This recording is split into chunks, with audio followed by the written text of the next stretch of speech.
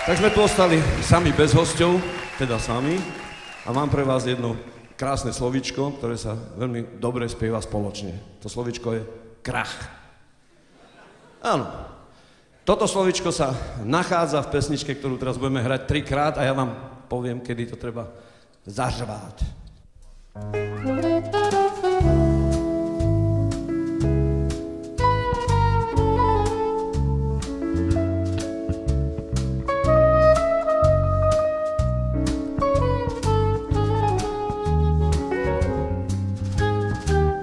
Včera som sa opýtal mojej mladej ženy, kam sa podiel kapitál v našej láske uložený, kam sa beťár schoval, asi devalvoval. Zdá sa, že náš vzťah čaká. Veľmi dobre. Ešte 2-krát. Mladá mlčí ako hrob, iba krúti hlavou. V našich citoch nastal stop a sme pod nútenou správou. Negatívne trendy, žiadne dividendy. Zdá sa, že náš vzťah čaká.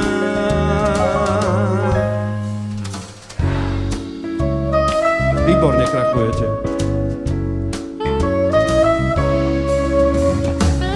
Ako vidím, tak si nás vybrala neúprosná inflačná špirála. Žena na mne visí, žiada dlhopisy, stále šomre, či sa dobre vydala. Je to omyl, ak si je istá starým kurzom. Klesajú už akcie, zmráka sa nad našou burzou. Krehká prosperita nie je ničím krytá a zdá sa, že náš vzťah čaká. Výborne, vy to už máte za sebou.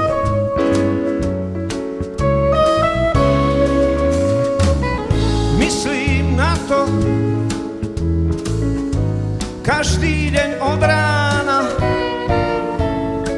Láska moja vytunelovaná, zúfalstvo ma chytá a tá prosperita, tá ma máta ako Fata Morgana.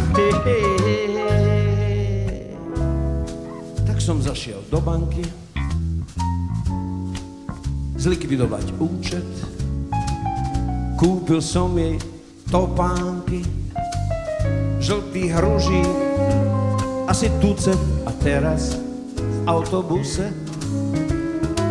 myslím v jednom kúse na tie časy, keď sme boli